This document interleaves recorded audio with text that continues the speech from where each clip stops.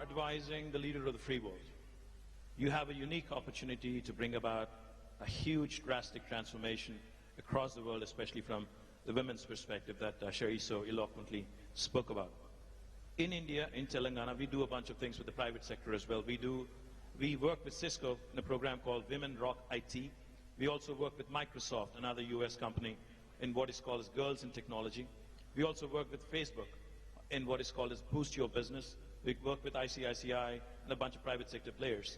My question to you is, how can a government, be it the United States or India or any other province in India or across the world, how can a government ensure that we do more in terms of policies for bringing in more women into workforce, ensuring that they're skilled, and also how can we work with the private sector in ensuring that we give a larger share to women, which is what we've been talking about. Well, thank you, and thank you for having me here today on this remarkable panel. So much of what was said was deeply inspiring, and I agree with wholeheartedly. So one thing I'd just like to throw out there is these aren't women's issues. We're half the population. So we have to just start thinking about them as critical issues, not women's issues. So the role of strong male voices in this conversation, to Sherry's point, is very, very important.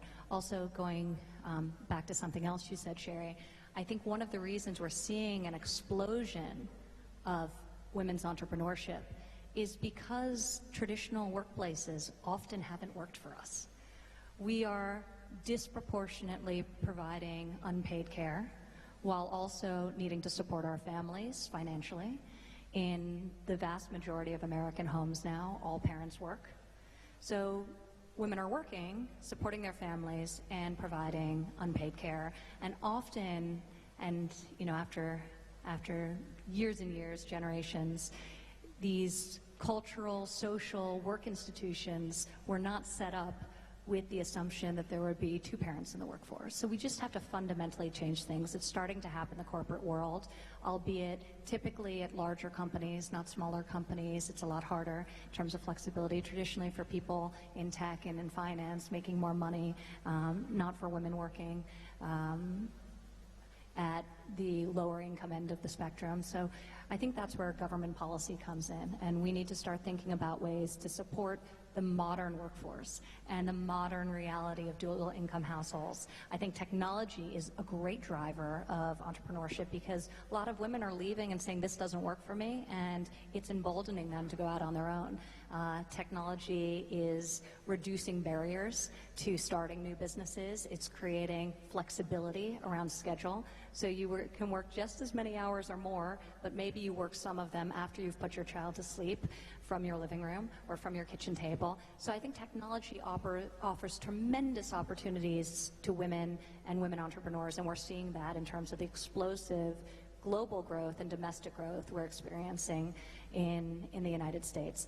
But going back to public policy, I think it's incredibly important we have policies that support the modern working family. You see in tax reform the expansion, the vast expansion of the child tax credit, recognizing the massive investment parents make into their families at a time when wages have stagnated for so long, and working parents really need relief.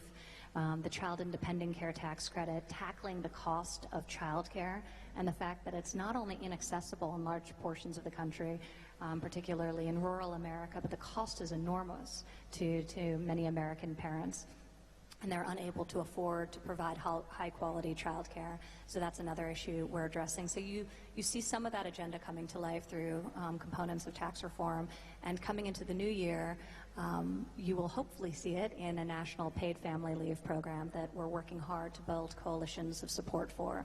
The president included it for the first time ever in his budget this year, paid family leave, maternity, paternity, adoption, and I'm very encouraged by that step, and we'll be working with Congress to try and pass what is a long overdue policy.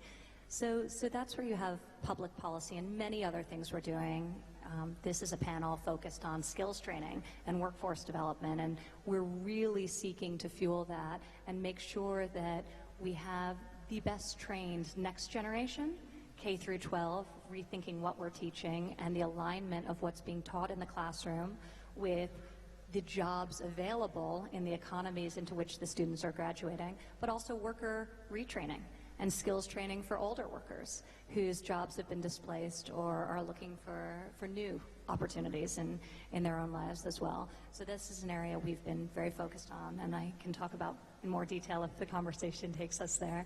But you'd mentioned the private sector, and I can't say how important this is. I mean, it's really all innovation comes from the private sector. That's where it starts, that's where it originates. And government, and thank you to all of you out there and you incredible entrepreneurs who are taking some of the world's greatest challenges and obstacles, whether it's humanitarian aids or just providing a service better or reinventing or inventing a new idea. So it's incredibly exciting what you're doing, but government's role is to help fuel that, to eliminate barriers, to create an environment in which you can really accomplish your dreams and your goals, and we're seeking to do that domestically, and very excited about the work we're doing internationally to create opportunities for entrepreneurs and women entrepreneurs, especially in the developing world.